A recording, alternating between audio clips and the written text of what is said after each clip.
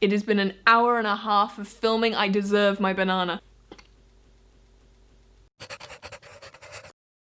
We're gonna be a bit more chatty casual today because it is late and I am tired, but I really want to film this because I was going through one of my old script books from last year, and well, I say script books. If you've watched my videos before, you're probably already aware that I don't tend to stick to a strict script. I kind of just make notes and then ramble until I get to my point and then just cut all that stuff out so you don't have to deal with it. They're less like scripts and more like the bullet point scribbles of a madman. But anyway, I was going through my old script books and I found one for how to tell a friend that their hamster needs better care. This comes up a lot. A lot of people ask me about this, and clearly at some point I decided that I should make a video on it and never got around to it. So I'm getting around to it. Hypothetically, you've got a friend or a family member or somebody who's recently brought home a hamster or other pet, other animals are available, and they don't have it kept in the best conditions. Maybe the cage is too small, maybe they're using something unsafe, maybe you've just spotted something a little bit off and you want to say something to your friend, family member, somebody, but you're not sure how. Full disclosure, I've never had to confront somebody on this IRL for two main reasons. One, given the fact that it is currently 10 PM on a Friday night, I'm 26 years old and I'm doing this, you can see I don't really have much of a social life going on, so I don't actually know anybody else who keeps small pets. So I've never had to have that conversation. Reason number two is that I am an absolute coward when it comes to being honest about my own feelings or opinions in real life, to real people, face to face with them. I don't like that. I don't like that kind of confrontation, so I connect fully with all the people watching this because they know someone who's keeping their hamster in poor conditions. They want to say something, but they don't want to say something because that ish is scary. But I do have some gentle approach methods that I've been using with success over the years when talking to people online through emails, messages, social media, all that stuff, and all of these can easily be translated into real life as well. Now, the goal of these approaches is to not make the person you're talking to feel like you're attacking them or telling them off. If you go at them aggressively, they are much more likely to put up their walls and protect their ego, basically, and protect themselves from feeling guilty or feeling like they've done something wrong, and they're more likely to double down on the bad stuff and say, well, no, my hamster's fine because I think they're happy and they do XYZ, which means they're happy, even though they could be completely wrong in what they're saying. And also, most people who are new to hamster care really don't understand hamster body language or what a happy hamster actually is. And they're also likely to throw in the excuse of, well, I've kept a hamster like this before, or my parents or my friends kept hamsters like this before, and they lived for 2-3 years,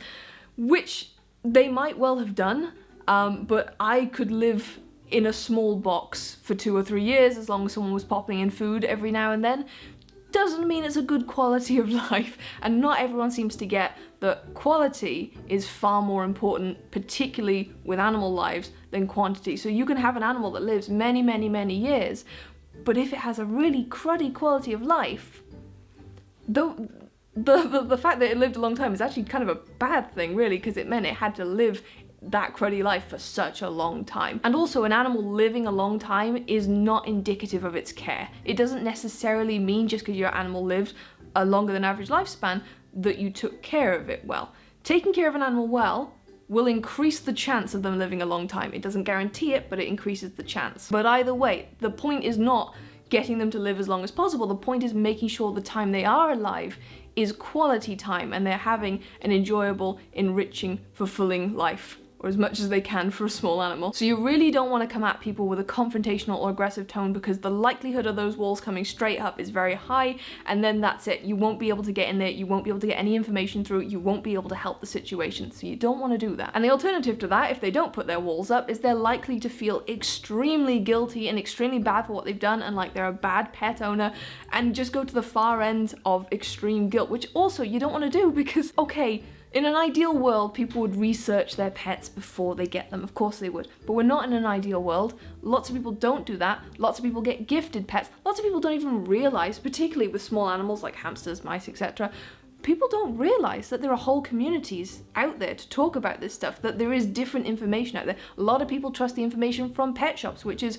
wildly outdated oftentimes. A lot of people trust the information from their parents, who kept hamsters however many decades ago, and again, is wildly outdated information. In fact, there were hardly any standards back only 20 years ago in hamster keeping. The last 10 years, we've come such a long way, and plenty of people don't know that. So even though it would be great for people to do their research before they got an animal, lots of people just don't think about it for one reason or another.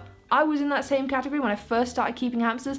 It didn't even cross my mind that there would be communities out there. The thing that makes the biggest difference between being a good pet owner and a bad pet owner is not whether or not you make mistakes or screw up or do your research in the beginning or anything like that. The big difference is how you respond when you find out you've made mistakes. Good owners find out they've made mistakes, research what they need to do to correct those mistakes, go about correcting them, and improve their pet's life. Whereas on the other hand, you have bad owners where when they find out about their mistakes, they either ignore them, deny them, double down on them, whatever, and do nothing to change or fix the situation. It really doesn't bother me that much if a brand new owner makes the kind of mistakes like just getting the wrong enclosure, something that's too small, something that's just not suitable, because 9 times out of 10, it's not life-threatening, it's not a huge issue, it's just something that does need to be addressed and fixed. So we're not trying to make people feel guilty, we're not trying to make people feel like they're bad owners if they're not bad owners, if they've just made a very, very, very common mistake and trusted the information of people who have no idea what they're talking about. And second point to be made here, when you are addressing other people's bad care, and particularly online, because this is what I see a lot, people will see someone's bad care or see an inappropriate cage, something like that, and they will just say, hey, that's bad, and that's it. They won't say anything else. They'll just, hey, that's bad, and out.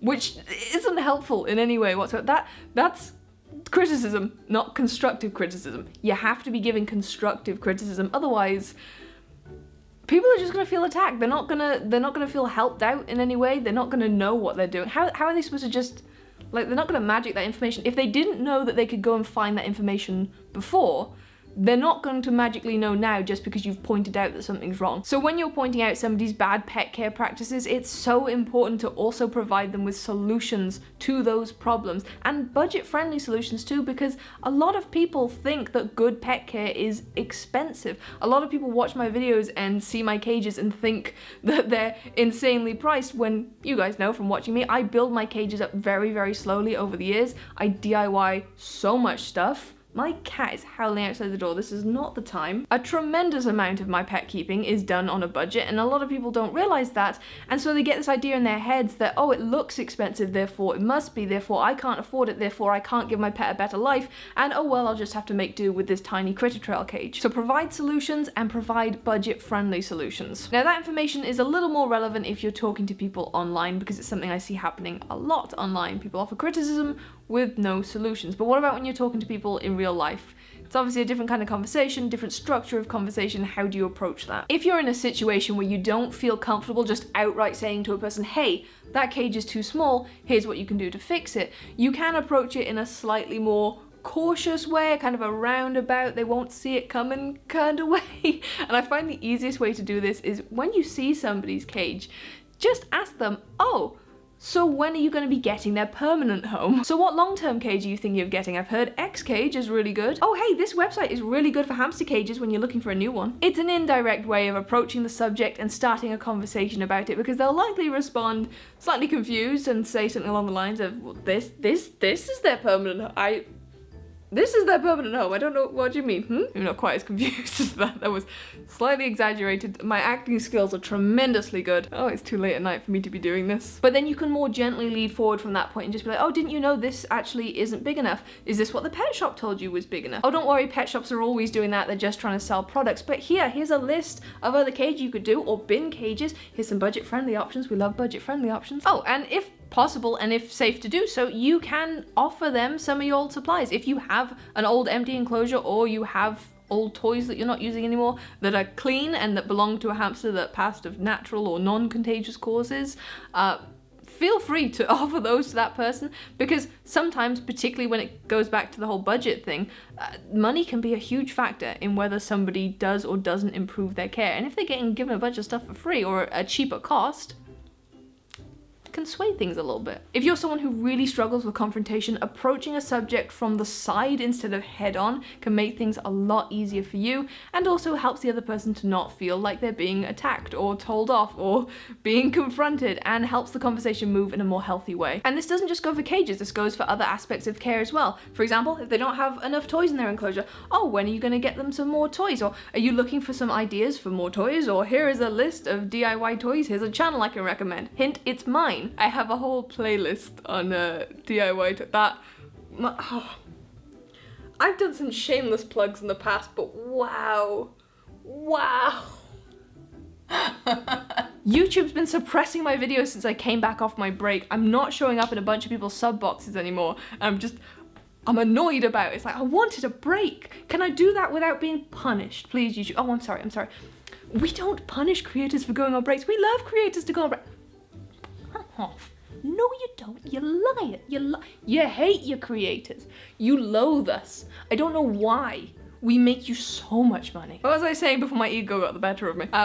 But also unsafe substrates. Hey, what kind of substrate are you thinking of using long term? Here are some brands that I use and recommend and like. Also, the did you know questions are very good for avoiding aggressive confrontation. Did you know your substrate was unsafe? Did you know your cage was too small? People tend to respond much better when you just ask them up front, hey, did you know that you were doing something wrong? I guess it just hits the brain a little better than you're doing something wrong. Also, if you're doing this over the internet, you gotta remember that tone is a thing that does not exist here. Make use of your emojis, make use of smiley faces, happy, smiley faces. Use them so people understand that you're not trying to be an asshat, you're just trying to give advice in a friendly way. I overuse smiley faces for this exact reason. I can't tell tone. Even in real life, I can't tell tone. I can't tell tone online in any way. I appreciate the use of emojis to figure out if somebody hates me or not. Also, when someone does hate you and they use the angry emoji, oh, that makes me so happy. I love just getting spammed with lines upon lines of angry faces because I can't take that seriously. I love it. Thank you for hating me to this degree. This is comical. Thank you. Okay, so going back to what I said earlier about providing people with solutions with the criticisms, another thing that's really important to do is provide them with sources that they can go to, reliable, reputable sources that they can go to and use to get their information from. So we're talking Hamster forums, of course. My two favorite English-speaking Hamster forums are Hamster Central, which is where I started out. That's where I learned all of my stuff initially in the beginning before I had a bunch of experience to also back it up. And also Hamster Hideout, which is another great forum. Hamster Central is more sort of UK Europe based, whereas Hamster Hideout is more US Canada based. And it doesn't matter where you're from, you can use either of them or use both of them. Ideally, using both of them is great because they do have slightly different practices from each other and you will find slightly different information. Both correct sets of information, but slightly different, and it's always good to know all the different paths you have available to you that are correct. There are many aspects of pet care where the answer is a simple yes or no, black or white. There's only one right path and everything else is wrong. But there are also many aspects in pet care that have many correct paths. And so it's a good idea to know about all of them, to know all of your options so you can decide what works best for you and your animal. But those are the top two forums that I would recommend, that you recommend to other people. But also, of course, you've got reputable YouTube channels. Hello. And also you've got Tori's channel as well. Fantastic. I would say if you haven't watched her before, but I have a very hard time believing anybody in my audience has not watched Tori's channel before. Her subscriber count has skyrocketed this last year, incredibly well deserved. She makes fantastic videos. But on the small tiny off chance that you haven't heard of this absolutely amazing woman, go and watch her content, go and subscribe to her content. It is wonderful, helpful, educational, brilliant. Go watch it. And I know Hopping Hammy doesn't really post hamster content anymore, but she does have a lot of content that is already on her channel from years past, particularly of enclosure setups, which are amazing for seeing the incredible different things you can do with enclosures. She has some of, I think, probably the best enclosures on YouTube for hamsters. So even though she doesn't post anymore, there's still a ton of content you can go and binge on there. And you can also recommend that people come to watch my channel, because, you know, I exist, I'm here. Hi. And there are plenty of other channels making hamster care content, promoting correct hamster care, which is wonderful. By the way, if you are thinking of starting up a hamster care channel and you're confident with your information, that's a key bit. If you know what you're talking about and you want to make a hamster care channel, please do. Even though the community has grown so much in the last decade, when I started there was basically no one. I mean, there was Tori and Hopping Hammy back in the beginning, 2011. They were like the 2 top channels, and both of them had less than 1,000 subscribers, and they were the big ones at the time. And that was when I started, and the community kind of grew together over the last 10 years, and now there's so many other channels. But we still need more. We still need more people promoting correct hamster care, because the more people who are talking about it, the more that information is getting spread around, the more ears it's reaching, the more times when people Google search something about hamsters, they'll actually get the correct information and not the outdated stuff that repeatedly turns up at the top of the search feed. Why? Why? So, you know, if you're thinking, if you know what you're talking about and you're thinking of starting a channel, do it. Please do it. Wow, I'm really on the tangents tonight, aren't I? This is why we don't film at night. What? This is why. This is why we do Q&As at night and nothing else. It's the only video where it's okay for me to just go off on one. And the final piece of information that I can give to you on this subject is to know when it's a losing battle. And I know that's not easy to hear and it's not easy to accept either. It's not easy in the moment where you have to go, I'm not gonna get anywhere with this person, I need to walk away.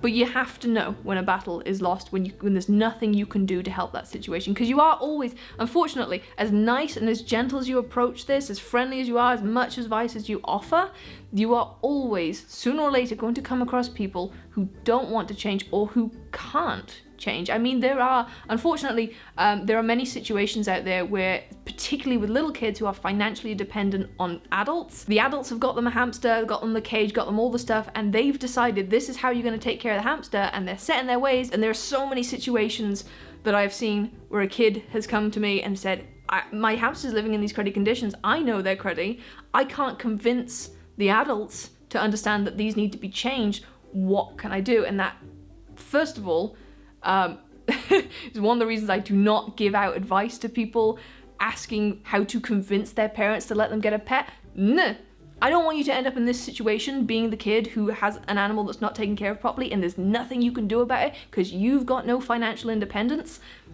So, no, you wait until you're an adult, or at least wait until you have a part-time job and you can pay for things yourself, then get your pet. But do not end up in this situation, because it is heartbreaking. It is absolutely heartbreaking to have these kids come to me and say, I need help, and I have to be like, I can't do anything. I can't change your parents' minds. I can't change your adults' minds about this stuff. This is a really sucky situation, and I'm very sorry for you, and I'm sorry for your pet, and your parents suck. So there'll be situations like that where nobody directly involved is at fault, where there's an external person at fault, but there's nothing you can do to help that situation. If the kid cannot convince the adult to get better care for their pet, there's nothing you can do. There's absolutely nothing you can do. But unfortunately, there are also plenty of people who can do something to change their cruddy pet care ways and choose not to. Strangely, coming to mind is a particular celebrity that was a hot topic of cruddy hamster care discussion. Was it last year? I think. It still makes me angry. You have so much money, and yet you suck. But there will be those people too who can do something to change it and just don't want to, for whatever dumb reason they've decided. Some people are just exhausting. When you've got to the point where this person is not taking on anything that I'm saying, this person is not gonna change anything, no matter what I say, no matter how much energy and effort and kindness I put into this, this is not going to change anything, and I need to just turn around and walk away for my own well-being, but also because, importantly, there are so many people out there who don't know that they're doing something wrong, but who would want to change and who would want you to say, hey, here's some things you can do to make the situation better. And while you are wasting energy on the person who is never going to change, those people are not getting any help.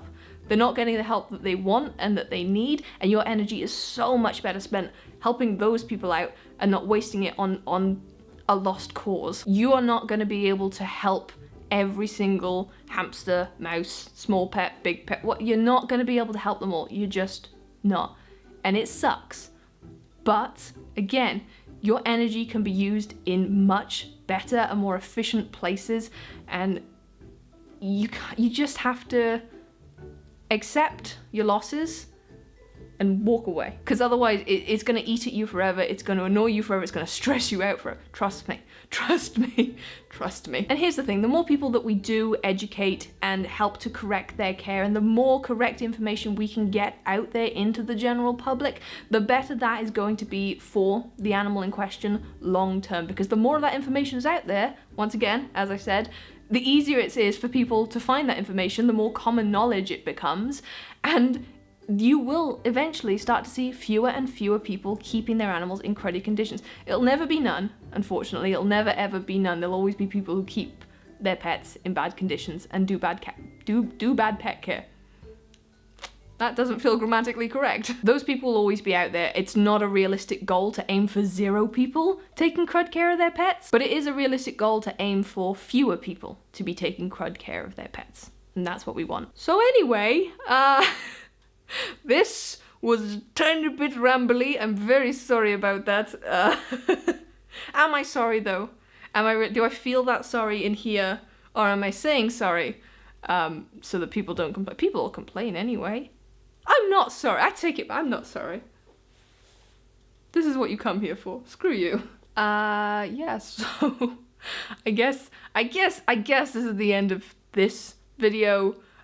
Usual end stuff, like, subscribe, comment, whatever else. Thank you so much for watching. Thank you for having an immense amount of patience with me. And I will see you guys whenever I see you next. Bye! Every single dislike you see on this video is because of this shit. I earned those dislikes. Is my microphone picking up my chewing?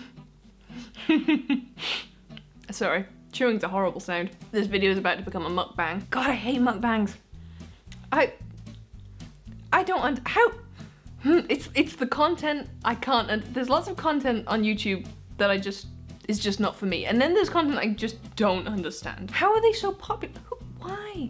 Why are we watching people eat? Cooking, yes, cooking good. Eating? No thank you.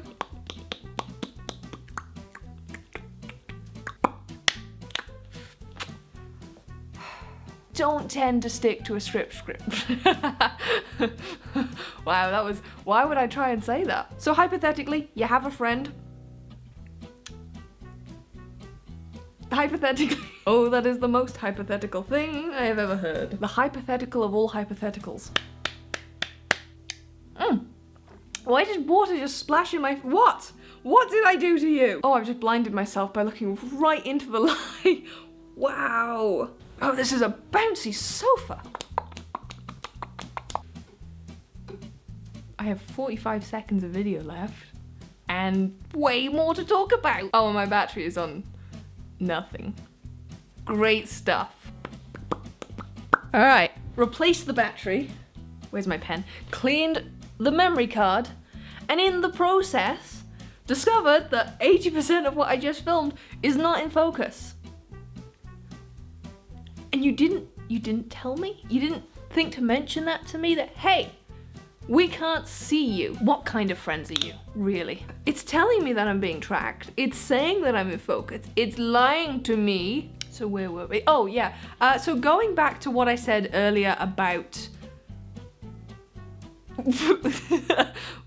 What's the end of that sentence, Erin? What?